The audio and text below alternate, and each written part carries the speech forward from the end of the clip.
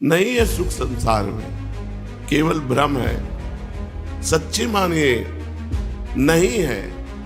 आप भजन करके देखिए, जब आपका मन पवित्र होगा तो आपको ऐसा दिखाई देगा कहीं सुख नहीं है।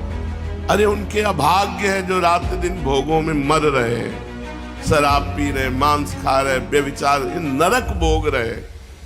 तुम इसे अच्छा समझते हो, इसलिए सावधान रहो।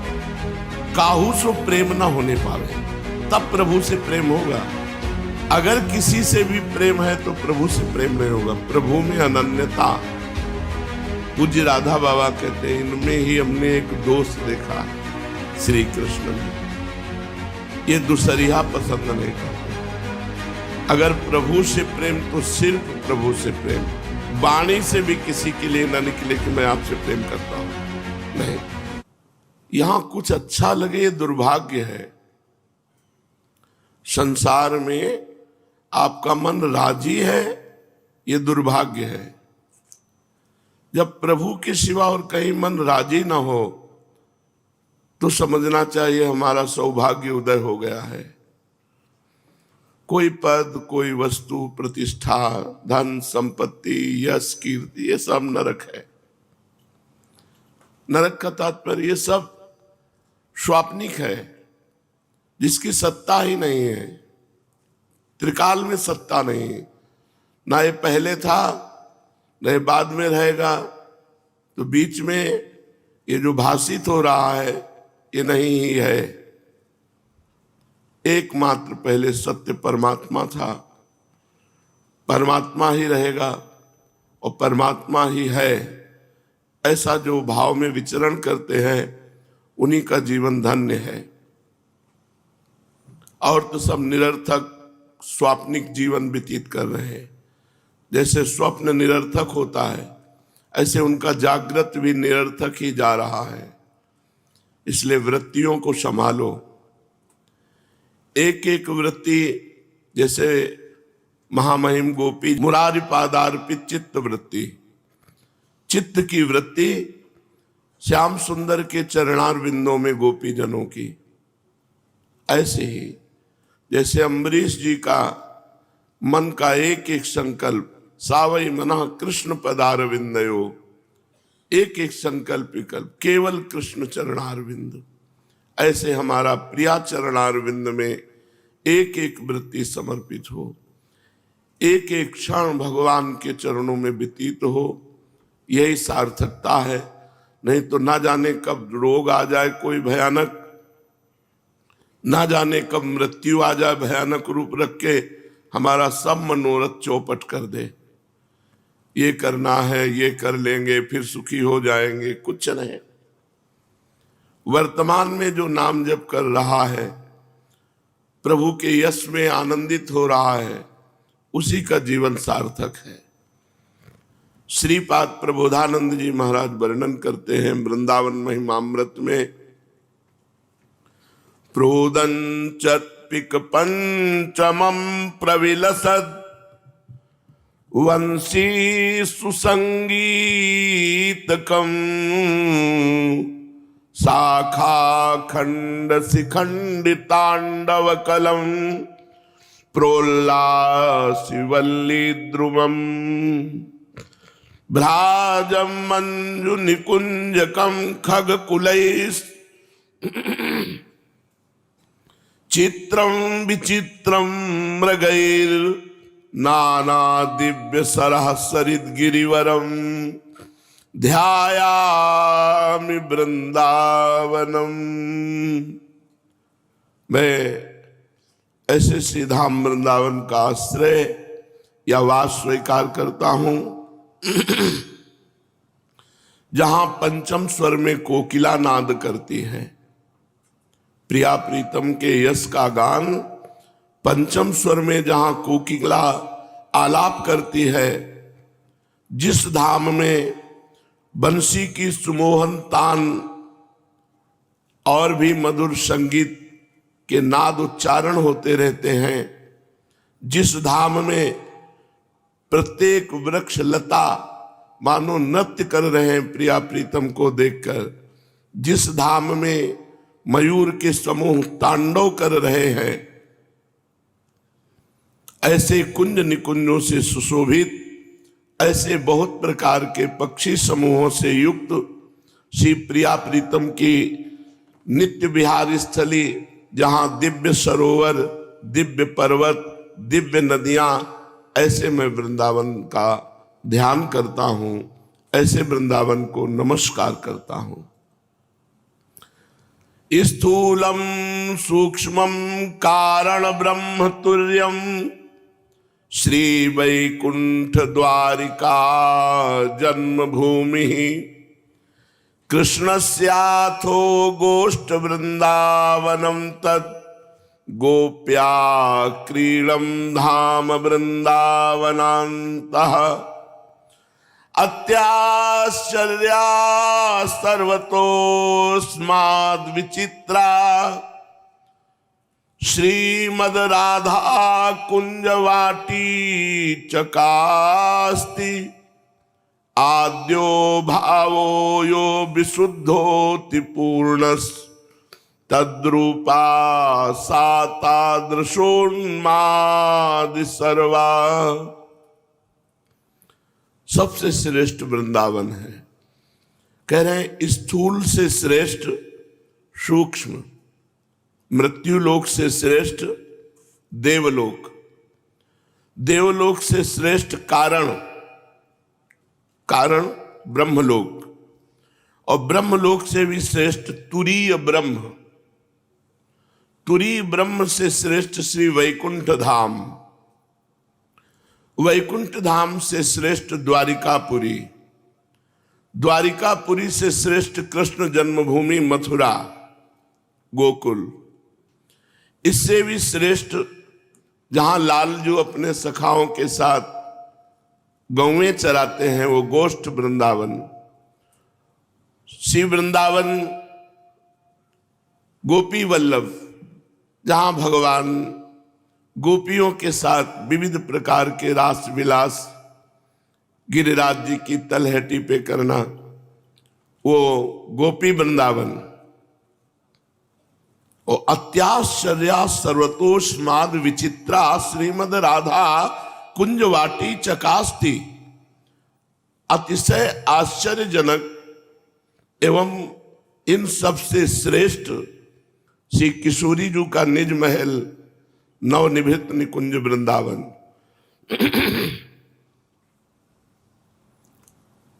स्थूल से सूक्ष्म श्रेष्ठ, सूक्ष्म से कारण श्रेष्ठ, कारण से तुरीय ब्रह्म श्रेष्ठ, तुरीय ब्रह्म से वैकुंठ, वैकुंठ से द्वारिका, द्वारिका से मथुरा जन्मभूमि, मथुरा से गोष्ठ वृंदावन, गोष्ठ वृंदावन से गोपी वृंदावन, गोपी वृंदावन से नवनिभृत निकुंज वृंदावन सर्वाश्चर्यमय। इन सबसे श्रेष्ठ श्री राधा निकुंज वाटी, जहां स्वामिनी जी विराजमान है, क्योंकि ये विशुद्ध पूर्णतम श्रृंगार महामाधुर्य रसमय है, ये श्रृंगार भूमि है, ये रास भूमि है, ये महामाधुर्य रसमयी भूमि है जो सबसे श्रेष्ठ है, जहां आप बैठे हुए हैं। ये किशोरी जी की कुंज वाटी, ये किशोरी जी स्वरूपा है, ये नवनिभृत निकुंज वृंदावन ये लाडली जी स्वरूपा है, पूर्णस्तद्रूपा, ये किशोरीमय है। मानो हम किशोरी जी के चरणों रज में जो वास करते हैं तो किशोरीमय होके वास करें, क्योंकि ये किशोरी स्वरूप है श्रीधाम वृंदावन। और यहां उन्मादकारी भाव प्रकट होते हैं। अभी तो भोगों में चित्त वृत्ति जा रही है, बार बार विक्षेप पड़ रहा है, बार बार पतित हो रहे हैं। यदि हम गुरु कृपा से अपनी इंद्रियों को संभाल पावे, मन को संभाल पावे और इंद्रिया मन प्रियालाल में लग जाए, तो बहुत जल्दी प्रेमोन्माद जागृत हो जाए इस नवनिभृत निकुंज वृंदावन में। तत्रैव आविर्भाव यद्रूप शोभा वैदग्ध्यान्योन्यानुरागाद् भूतौघौ नित्याभंग प्रोन्मद अनंग रंगौ राधा कृष्णो खेलता स्वाले जुष्टो। इस स्थान में अद्भुत रूप शोभा श्री लाडली जू की, अद्भुत रूप शोभा श्री लालजू की, और अद्भुत शोभा कुंज निकुंजों की। परम चतुर नागर नागरी पारस्परिक अनुराग में रंगे हुए अद्भुत प्रेम सागर प्रकट कर रहे हैं। जो भावुक जन हैं वो इस प्रेम सागर का उगाहन करते हैं। भावोत्सवेन भजताम रस कामधेनु, हर समय भाव में डूबे रहते हैं। श्री लाडली लाल के चरणारविंद के चिंतन में गाढ़ भाव, अपने को सहचरी स्वरूप में देख करके हर समय प्रिया प्रीतम की अद्भुत केली त्रपितन मानत नयन कुंजरंध अवलोकितन, यह सुख कहत बने न यह जो कृपा हरिवंश की। आचार्य कृपा से अपने सहचरी बपू के द्वारा नवनिवृत्त निकुंज में प्यारे जू की रसमयी केली देखते हुए उन्मादकारी भाव को प्राप्त वृंदावन में वास करते हैं। धन्य है उनका जीवन। ऐसे कोई बिरले होते हैं जो कहो हरिवंश रस बिरलो समझन हार, एक दोई जो पाइए खोजी सब संसार। संपूर्ण संसार में भोगियों की तो भीड़ है, योगी जन गिनती में है, लेकिन प्रेमी तो एक दोई जो पाइए खोजी सब संसार। पूरे संसार में खोजने पर वृंदावन और निवृत्त निकुंज में श्री प्रिया प्रीतम के दिव्य रस केली के आसक्त चित्त वाले रसिक जन एक दो पाए जाएंगे। अपने लोगों को अवसर मिला है, चूके ना। सोचो आप कितना श्रेष्ठ वृंदावन है। स्थूल से सूक्ष्म, सूक्ष्म से कारण, कारण से ब्रह्म, ब्रह्म से वैकुंठ, वैकुंठ से द्वारिका, द्वारिका से मथुरा, मथुरा से गोष्ठ वृंदावन, गोष्ठ वृंदावन से गोपी वृंदावन, गोपी वृंदावन से नवनिवृत्त निकुंज वृंदावन। इसमें हमारा वास हो रहा है। और सर्वोपरि नित्य विहार महामाधुर्य रस का भजन। अगर अब हम आनंदित नहीं हुए तो शायद है कि आगे ऐसा अवसर नहीं मिलेगा। यदि अभी हम भगवत प्राप्त नहीं हुए और विषयों के खेल खिलौने में, मनोरंजन में लगे रहे तो शायद है ये सौभाग्य अब अगले जन्म में मिले कि ना मिले। ये सौभाग्य मिलना बहुत कठिन है जो इस समय मिला है। इसलिए इस सौभाग्य को महाभाग्य में परिवर्तित कर लो। हर समय भाव में डूबने की चेष्टा करो, किसी से बात ना करो। तुम लोग बड़े सौभाग्यशाली हो जो तुम्हारे ऊपर कोई जिम्मेवारी नहीं है। नहीं तो जैसे हम कल आपसे कह रहे थे, मुझे लगता चुपचाप बैठे रहो, कोई स्फुरना ही ना हो कि मुझे कुछ करना है, स्फुरना ही ना हो कि मुझे कहीं जाना है, किसी से मिलना है, कुछ प्रश्नोत्तर करने, कोई बात करने। सब माया का नाटक है। शांत बैठे हुए चित्त को भगवदाकार कर रहे, यही खास बात है। भगवान से सदैव प्रार्थना करे कि कोई हमारे भजन को न जान पावे, कोई हमें पहचाने ना, और एकांत चिंतन करते हुए प्रभु में अपना शरीर छोड़ दें, किसी से कोई परिचय न रखे। यहां परिचय ही मृत्यु है, अपना परिचय ही मृत्यु है, और भगवान के परिचय में डूबा हुआ शरीर छोड़ दे, यही अमरत्व है। तो बहुत बढ़िया अवसर मिल गया। दिव्य वृंदावन धाम का वास और प्रिया प्रीतम की उपासना। तो खूब चित्त वृत्ति को प्रिया प्रीतम के चरणारविंद में अर्पित करते रहे, एक एक वृत्ति अर्पित करते रहे। पूज्य पंडित गया प्रसाद जी महाराज, जो करे प्रीतम के ताई ही करे, अपनो स्वार्थ छू न जाए। हर कार्य को देखो हम भगवान की प्रसन्नता के लिए कर रहे हैं या अपनी कामना की पूर्ति के लिए।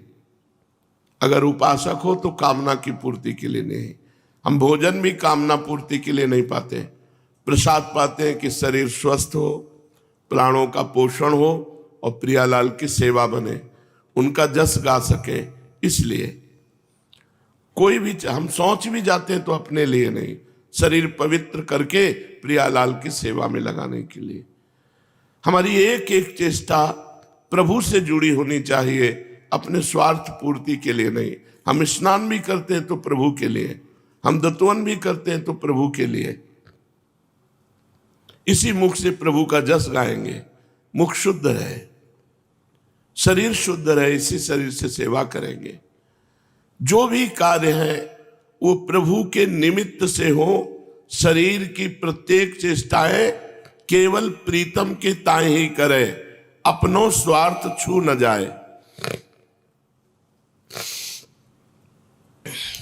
अपने समस्त संकल्प, समस्त क्रियाकलाप केवल अपने उपास्य देव, इष्ट देव के ताई ही होवें, तो आपकी उपासना परिपक्व।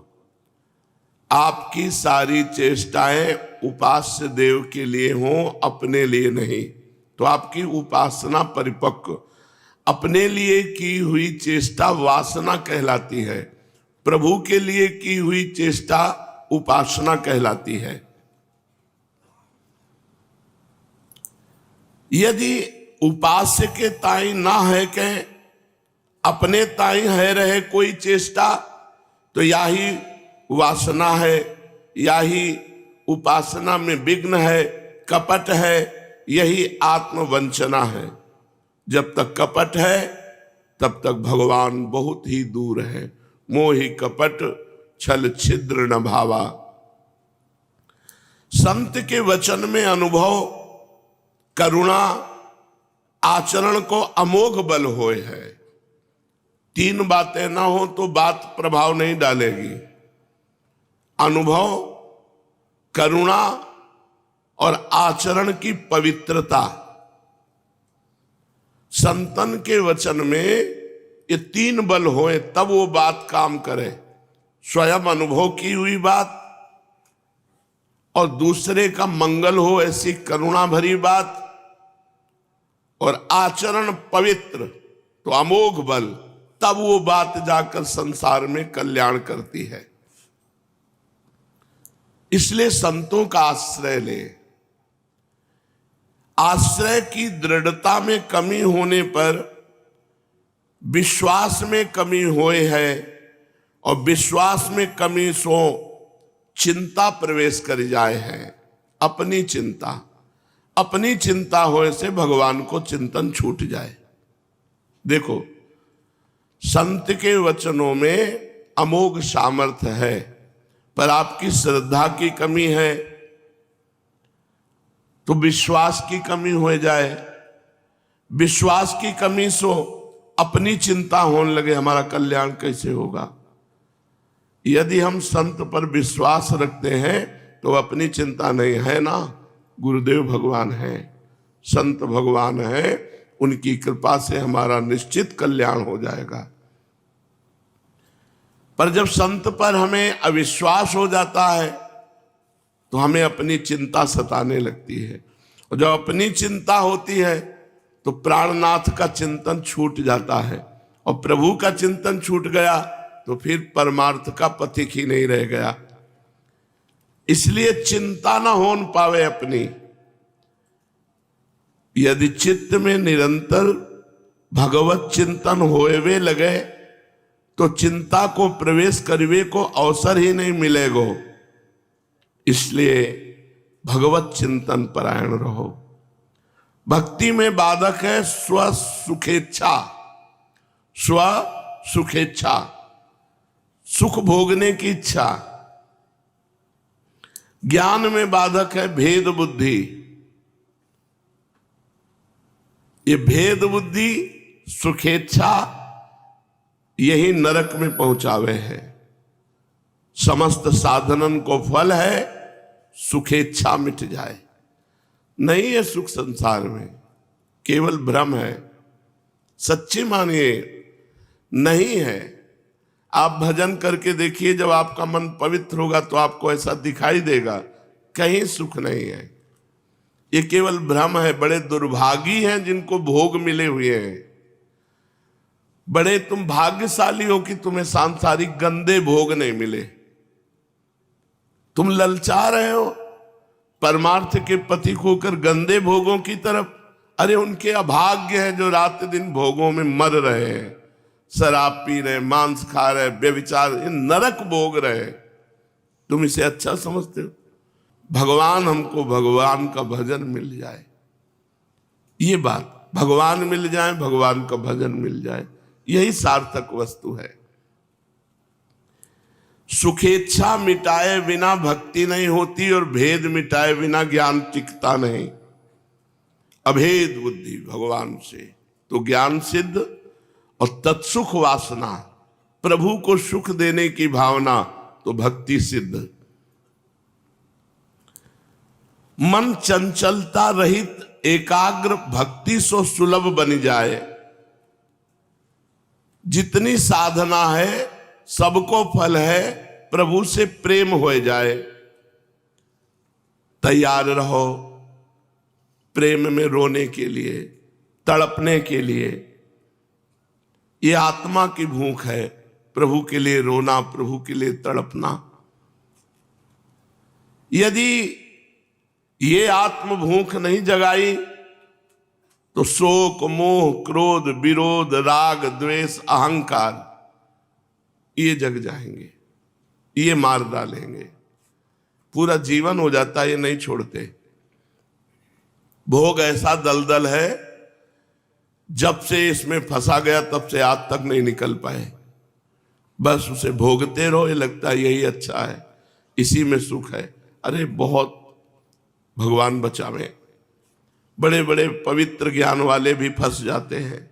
यदि अहंकार हुआ, अगर गुरु चरणों के आश्रित बने रहे तो निकल जाते हैं। यदि ये बात हृदय में नहीं आई कि मैं प्रभु के लिए तड़पूं, प्रभु के लिए रोऊं, प्रभु के लिए ही जीवन जीऊं, तो फिर शोक, मोह, क्रोध, विरोध, राग, द्वेष, अहंकार ये नष्ट कर देते हैं। इनसे बचना है तो खूब नाम जप, भगवत चिंतन, हर समय एक भूख तैयार रखना। कब ऐसा दिन आएगा कि मैं चिल्ला चिल्ला कर प्रभु के लिए रोऊं, तड़पूं। अपने में स्वार्थ बुद्धि का नाश। अगर स्वार्थ बना रहा तो भगवान से विमुख कर देगा। संसार के सन्मुख कर देता है स्वार्थ, भगवान से विमुख कर देता है स्वार्थ। जब स्वार्थ में मन आवे तो घबरा जाओ, ये फंसाएगा कहीं न कहीं। जहां स्वार्थ बुद्धि आवे तो घबरा जाए साधक, अब फंसाएगा ये कहीं न कहीं। ये अमंगल करिवे की बात है, पक्का मंगल हो जाएगा जहां स्वार्थ बुद्धि आती है। जहां स्वार्थ बुद्धि आवे प्रभु से प्रार्थना करो, प्रभु बचाओ, स्वार्थ आ गया। ये स्वार्थ कहीं ना कहीं हमें फंसा देगा, कहीं ना कहीं किसी भोग राग में आसक्त कर देगा। जो दूसरों के दोष देखे, ईर्ष्या करे, द्वेष करे, वाको शांति कहाँ है? पूर्ण बलिदान चाहिए प्रेम मार्ग में। हृदय के काहू कोने में काहू के दोष दर्शन की बात न रह जाए, ईर्ष्या की बात न रह जाए, द्वेष की बात न रह जाए, स्वसुख भोग की कामना न रह जाए, कहीं अहंकार को अंकुर न उदय हो जाए। ये सब साधक को ध्यान रखना है। भोग सो बुद्धि मलिन होए, त्याग सो बुद्धि शुद्ध होए। यदि त्याग को किंचित अहंकार हो जाए तो मन बुद्धि चित्त सब का सब अपवित्र हो जाए। ऊंची वृत्ति, ऊंचे विचार, ऊंची क्रिया ये भक्त की होती है, और रहनी दैन्य, अहंकार छू न जाए। प्रेमी की पहचान है कि प्रभु के अतिरिक्त कोई कामना ही नहीं रहती। सुख हुई इन सो और दुख हुई इन सो, सुखदम च में दुखदम च में। दुख देव तो जय हो प्रभु आपकी, सुख देव तो जय हो। साधना होए प्रभु के रिझाइवे की। हम साधना क्या करते हैं? प्रभु को रिझा रहे हैं, नाम जप कर रहे हैं, उनको पुकार रहे हैं, नाम कीर्तन कर रहे हैं, उनको पुकार रहे हैं, उनकी कथा सुन रहे हैं, उनकी सेवा कर रहे हैं, सब कुछ उनके रिझाने के लिए हम कर रहे हैं। यदि प्रेम ना होए तो साधना का मतलब क्या रह गया? अपने इष्ट के नाम रूप लीला धाम के सेवन करिवे सो इष्ट में प्रेम होए। बिना प्रेम सब व्यर्थ हो जाए, इसलिए सावधान रहो। काहू सो प्रेम ना होने पावे, तब प्रभु से प्रेम होगा। अगर किसी से भी प्रेम है तो प्रभु से प्रेम नहीं होगा। प्रभु में अनन्यता। पूज्य राधा बाबा कहते हैं, इनमें ही हमने एक दोष देखा है श्री कृष्ण में, ये दूसरिया पसंद नहीं करते। अगर प्रभु से प्रेम तो सिर्फ प्रभु से प्रेम, वाणी से भी किसी के लिए ना निकले कि मैं आपसे प्रेम करता हूं। नहीं, आपको प्यार करता हूं प्रभु के संबंध से, क्योंकि आप प्रभु के जन हैं। प्रभु में प्रधानता, चेष्टा में, हृदय में और वाणी में किसी की प्रति लगाव आसक्ति न रह जाए, तब प्रभु से प्रेम होए। प्रीतम सो मिलवे की चटपटी सतत बनी ही रहनी चाहिए। कब मिलेंगे, कब मिलेंगे, कैसे मिलेंगे, कब उनसो बतराऊंगो, ऐसो बतराऊंगो, ऐसो प्रणाम करूंगो, वो कब हमारी तरफ देखेंगे, ऐसी चिंता। याही को तो अनुराग कहे हैं। प्रेम को पंचम पुरुषार्थ कहो जाए है। जब अर्थ धर्म काम मोक्ष को त्याग करे तब पंचम पुरुषार्थ मिले, तभी प्रेम प्राप्त होए है। प्रेम पथ के पथिक को ये सब त्यागनों परे है। अर्थ धर्म काम मोक्ष। देखो, तुम्हारो स्वरूप आनंद स्वरूप है, फिर तुम दुखी कैसे? द्वितीय अभिनिवेश सो जीव दुखी होए है, दूसरा स्वीकार करने से।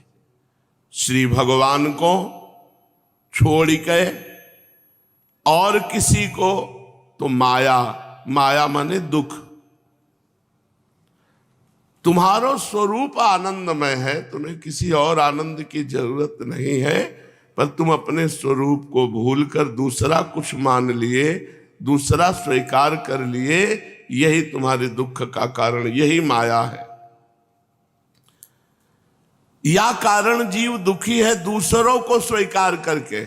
मीरा जी कहते दूसरों न कोई, हम कहते मेरे तो गिरधर गोपाल, लेकिन दूसरों भी कोई। वहां दूसरों न कोई, आनंद की अनुभूति दूसरों न कोई से होती है। इनको छाड़ के काहू को स्वीकार कियो तो माया, और या कारण जीव दुखी होए। तो यासों कैसे छूटे? मायापति, मायापति के लाड़िले जनन की शरण लेवे सो। भगवान और भगवान के भक्तन की शरण लेवे सो। जाको अपने इष्ट और श्री सदगुरुदेव भगवान के श्री चरणार बिंद में आत्मसमर्पण हुए है, वह प्रेम को पथिक बने हैं। अपना समर्पण गुरुदेव के चरणों में, श्री प्रियालाल के चरणों में, वही प्रेमी हुए हैं। वाकई हृदय की पहचान यह है कि सतत अपने प्राणाधार के मिलन की तीव्रतम उत्कंठा, नवीन नवीन भाव से सेवा करवे की भावना, और तरंग पे तरंग आनंद की उठे है अपने इष्ट के चिंतन में। इष्ट में अनन्य ममता, श्री सद्गुरुदेव भगवान में दृढ़ समर्पण और सात्विक श्रद्धा, अविचल निष्ठा, ये सब प्रेम प्रदान कर दे है। साधन के आवेश में को मनमानी न कर बैठे। मनमानी भ्रष्ट कर दे है साधन से। बिल्कुल आज्ञा पे चले, गुरु आज्ञा पे चले, जैसा आदेश है, जैसी रहनी बताई गई बिल्कुल वैसे ही चलो। कोई मनमानी आचरण मत करो, करोगे तो भ्रष्ट हो जाओगे। छोटा सा छेद घड़े का सारा जल बाहर कर देता है। छोटी सी गलती तुम्हारे हृदय के आनंद को ढक देगी। निष्ठा पूर्वक साधन को कर तो चलो और आश्रय कृपा को रखो। येहू नहीं करे कि कृपा का भरोसा करके बैठा है कायर बन करके, नहीं, कृपा के ऊपर छोड़ के साधना त्याग दियो हो जाएगा, ऐसा कभी नहीं होता। कृपा का भरोसा रखे और खूब तन्मयता पूर्वक साधना करे, खूब भजन करे और भरोसा कृपा का रखे। प्रभु से आत्मीयता, भक्तन से दैन्यता, संसार से वैराग्य, यही तो कसौटी है। प्रभु से आत्मीयता, भक्तन से दैन्यता, संसार से वैराग्य, यही कसौटी है। कुछ अच्छा न लगे, सब ड्रामा है। एक परमात्मा के सिवा कोई नहीं, तो और सब क्या है? नाटक ही तो है। और उसकी हम आराधना करते हैं, वो अंतर से जानता है, तो क्या है सब? ये सब फसाव है। बिना प्रभु की आत्मीयता से, भक्तों की दैन्यता से और संसार के वैराग्य से परमार्थ पुष्ट नहीं होता। ये तीन बातें होनी चाहिए। इष्ट में आत्मीयता, भक्तों से दैन्यता और संसार से वैराग्य। इसके बिना टिकती नहीं है भक्ति।